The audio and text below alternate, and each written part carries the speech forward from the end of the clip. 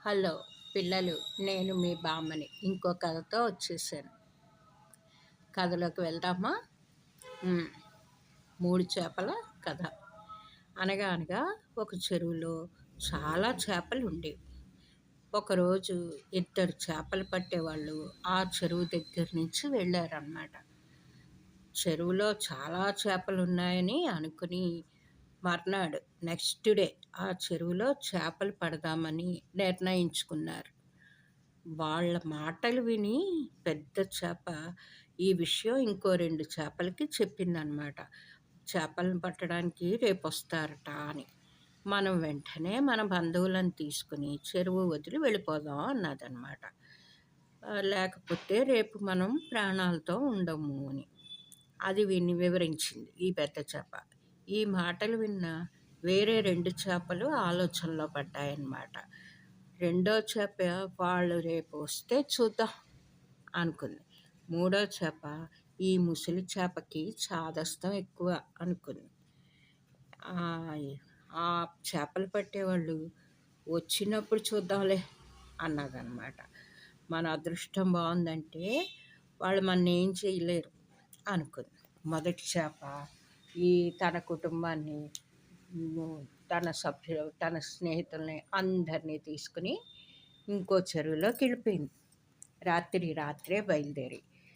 రెండో చేప తెల్లవారుగానే ఇద్దరు చేపలు పట్టేవాళ్ళు వస్తున్నారు కదా, వాళ్ళని చూసి వెంటనే తన కుటుంబాన్ని, వాళ్ళని, స్నేహితుల్ని అందరినీ తీసుకుని ఇంకో చెరువులోకి వెళ్ళిపోయింది.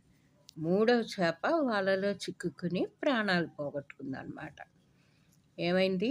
మూడో చేప ఆ చేపలు పట్టే వాళ్ళ వలలో చిక్కుకొని ప్రాణాలు పోగొట్టుకుంది. దూరదృష్టితో ఆలోచించి మొదటి చేప తన బంధువులందరినీ కాపాడుకుంది. అంటే అమ్మో ఏం జరుగుతుందో అనే ఒక భయంలోనే చేసుకుంది.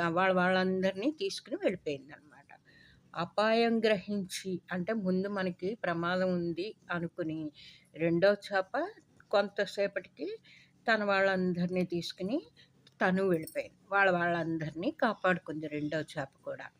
మూడో చేప నాకు అదృష్టం ఉంది, నన్ను ఏం చేయలేరు అనుకుని అక్కడే ఉండడంతో అది చచ్చిపోయింది. అదృష్టాన్ని నమ్ముకుని మూడో చేప మట్టుకు ఏమీ చేయలేకపోయింది. అలాగే మన జీవితంలో కూడా కేవలం అదృష్టాన్ని నమ్ముకుని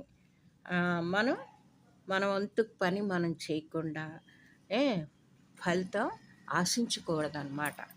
అంటే అలాగే మన జీవితంలో కూడా కేవలం అదృష్టాన్ని నమ్ముకుని మన వంతు కృషి మనం చేయకపోతే ఫలితం ఉండదన్నమాట. ఫలితం కావాలంటే మనం చేయాల్సిన పనికి మనం కష్టపడి పని చెయ్యాలి. పిల్లలు ఓకేనా? రేపు మళ్ళీ ఇంకో కథతో కలుద్దాం. బాయ్.